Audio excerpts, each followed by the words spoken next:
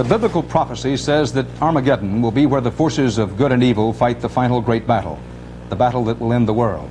It is a battle in which there are no winners. That, of course, is only a prophecy. But a real-life Armageddon is threatened in the face of continued arms buildups by the superpowers, and in the case of this country, a prime target of any Soviet attack is Omaha, Nebraska, a typical Midwestern city of 500,000, but also the nerve center of our whole defense system. A 5-hour CBS Report special series titled The Defense of the United States begins this Sunday night at 10, 9 Central Time. And as part of that series, CBS News simulated what could happen if Omaha were hit by one comparatively small nuclear bomb. It is just a simulation, but on the basis of the best available scientific estimates, it could happen. Our report begins at the headquarters of the Strategic Air Command just outside Omaha. It is largely underground, 3 stories under, to shield it from the shock of a nuclear explosion.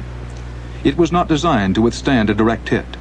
Less than 15 miles away, in downtown Omaha, there is an enormous fallout shelter to protect Omaha's civic leaders in case of a nuclear attack, and a plan to evacuate the entire population. Omaha has about 500,000 people, typical Midwestern town to the degree that people are very hardy, very work ethic conscious, very patriotic. Jerry Allen represents a national textile concern in the Omaha area. He lives with his wife Diane in Bellevue, Nebraska, a small community 15 miles from downtown Omaha. Jerry is 37 years old. He and Diane moved into this house in 1970. They have 2 children. Michelle is 8 years old. Julie is 12. The Allen kids go to school a couple of miles from home, a couple of miles from the Strategic Air Command.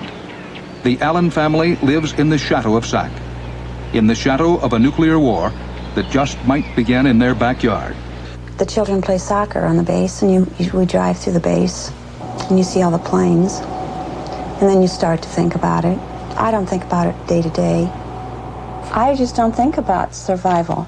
I just think we will no longer be. It would be very terrifying.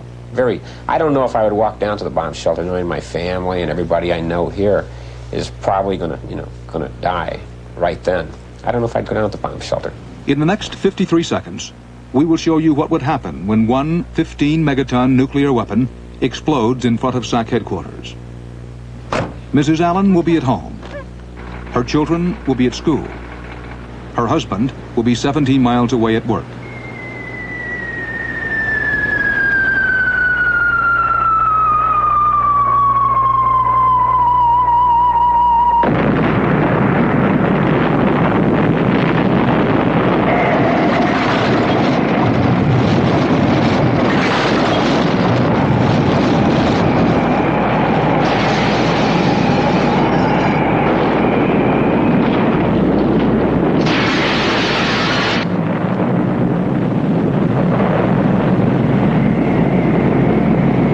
The blast from a 15-megaton ground burst would devastate Omaha just that quickly. The fireball would remain on the ground for 20 seconds and open a crater 3/4 of a mile across. It would then rise to a height of 80,000 feet in less than a minute, generating enough heat to cause 2nd and 3rd degree burns 16 miles away. When you think of one strike 15 miles out of Omaha, you must also remember that the radioactivity from that one strike is going to reach Chicago at levels that will make everybody sick from radiation sickness. Doctor, in terms of the medical effects, both short and long range. Anybody in Omaha that made a reflex glance at the fireball 35 miles away, and Omaha's only 15, would be blinded by retinal burning. There'd be thousands, tens of thousands of people on the side of Omaha that's closest to the SAC base with 3rd degree burns. There would be skull fractures, there would be ruptured lungs, there would be crushing injuries of the thorax, there would be broken backs, there would be deep lacerations and hemorrhage. Even at 11 or 12 miles, the overpressures are great enough to take an ordinary window and turn it into 1,000 pieces of glass flying at 100 miles an hour, a lethal weapon for anybody inside that room. Anybody that was in a shelter would be dry roasted, as in a crematorium. The temperatures get to be 800 degrees centigrade. The oxygen in the shelter is evacuated. So you have, let's be very conservative and say 200,000 seriously injured people with all of these kinds of injuries. We have never in human history had 200,000 people seriously injured at one place, at one moment, with the possible exceptions of Hiroshima and Nagasaki.